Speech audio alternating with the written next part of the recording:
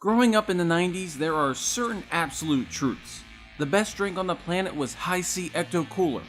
Seeing a blank wall at Blockbuster on Friday night was soul crushing. And Beavis and Butt-Head was one of, if not the greatest TV shows ever created.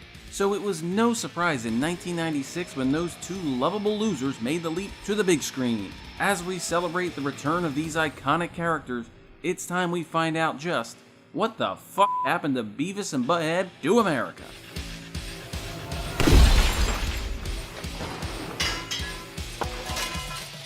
Mike Judge is not your average legendary animator. He was born in Ecuador on October 17, 1962, and moved to New Mexico when he was just 7.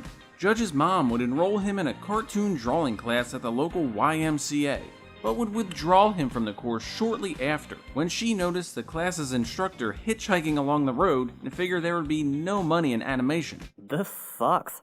Judge would enroll at the University of California, San Diego, where he would major in physics, something he would later say made him a better animator because it helped him animate things to scale. After graduating, Judge would work as an aerospace engineer in Dallas, as well as programming test systems for F-18 Hornet fighter jets before realizing that his chosen path in life was profoundly boring to him. This is... What? This is boring. Delete. He would then follow his second passion, playing the bass guitar, and would play in the Shamu Blues Band at SeaWorld. During this time, Judge would make his first animated film, the Milton short that would become the basis for his cult classic film, Office Space. The success of the cartoon, which he sold for $2,000, would make him think that he could actually make some money from animation. So, he decided to pursue that instead of going back to school to become a math teacher. Animation is horrible. I don't recommend it to anybody unless you're just doing it yourself. When it becomes a show or a movie, it becomes an administrative thing. All of a sudden it's like, to get what you want, you gotta tell everybody to do it. Judge's next animation would be the one that solidified the rest of his life. It would be of two slacker kids playing a new game called Frog Baseball. The animated short aired on MTV's alternative animation program, Liquid Television, and would prove a massive hit, with MTV immediately buying the rights to the two characters and ordering an additional 65 4-minute cartoon shorts. Judge would base the titular names on people he actually knew.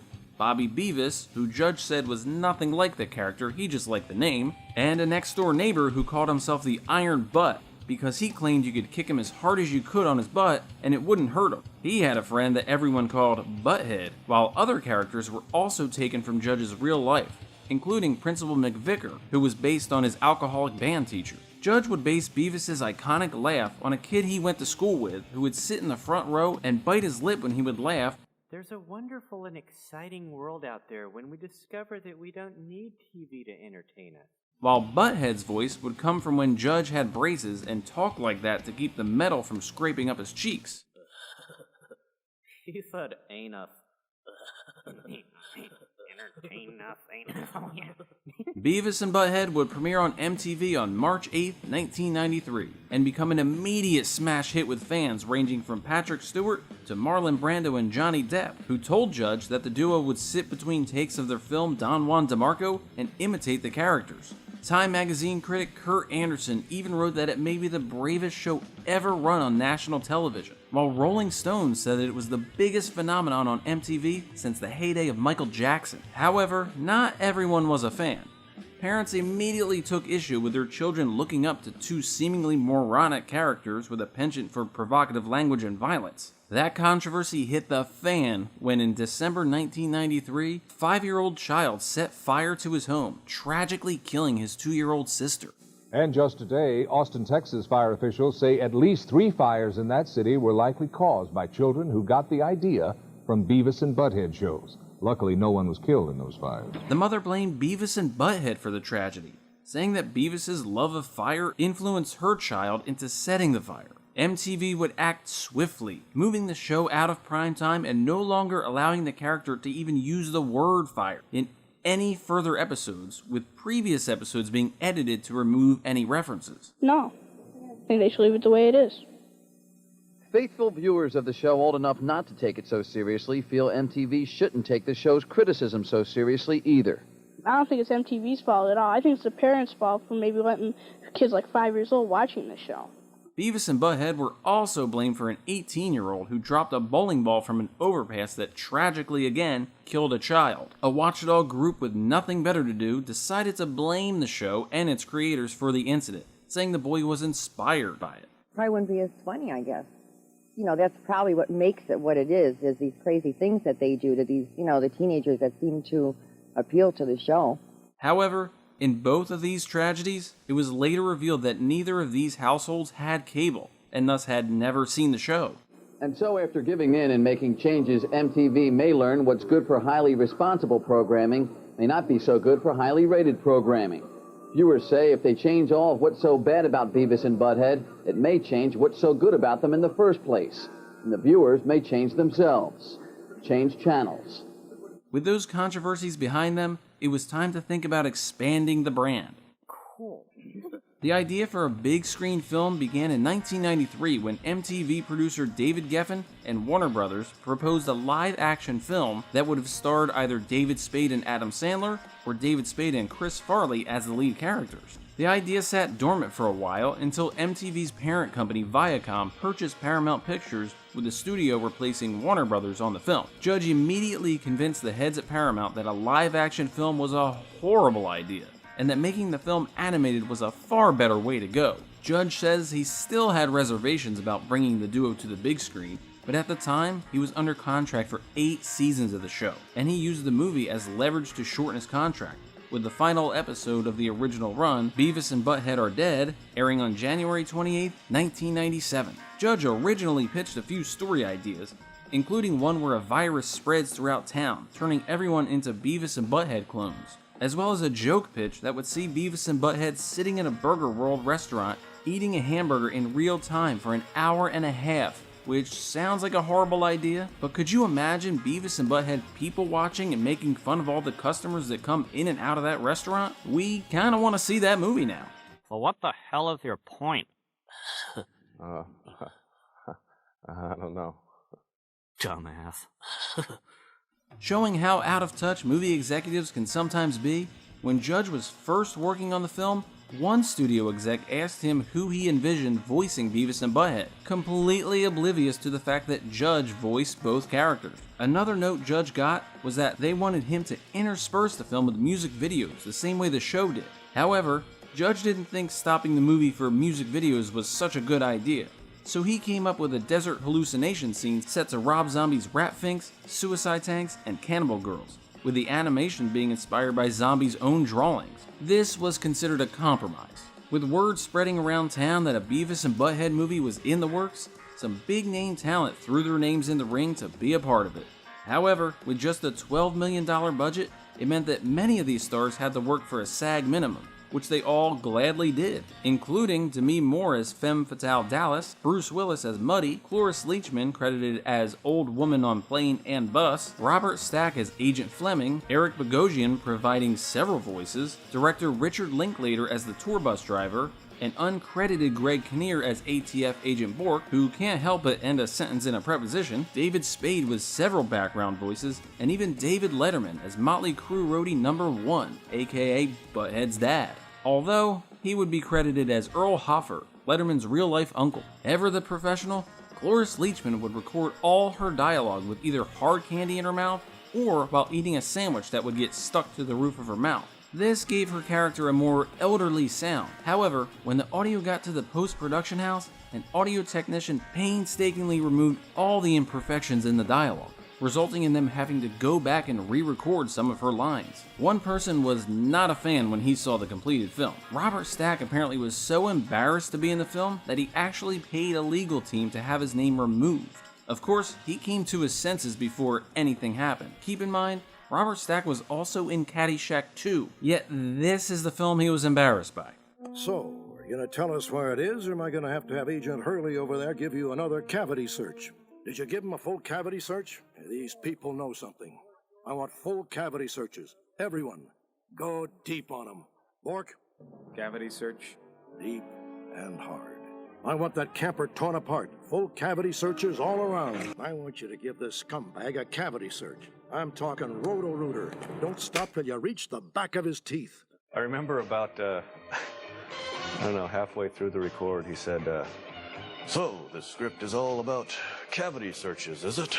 The film's composer, Bill Frisell, wasn't sure how to score an animated comedy film, so he called up his mentor, legend Elmer Bernstein, and asked him for some advice. Bernstein told him to score the entire movie as serious as possible, and that in turn will amp up the comedy, something Bernstein was quite familiar with, as he scored the comedy film Airplane. When the film hit post, it had to make some minor changes to secure its PG-13 rating, including adding boxer shorts to the scene where Principal McVicker is being spanked in the motel room, as he was originally naked from the waist down, as well as a scene where Muddy offers Butt-Head a sip of whiskey, as the MPAA told Judge that even the briefest clip of underage drinking was enough to get an R rating. Everyone in this bloody pub is underage. That bra's got padding in it. His mum still buys his trousers. Test screenings for the film were astonishing, even pulling in higher numbers than Paramount's recent Best Picture winner Forrest Gump. However, one scene did not test well and was ultimately deleted. Beavis and Butt-Head in the National Archives using the Declaration of Independence as toilet paper.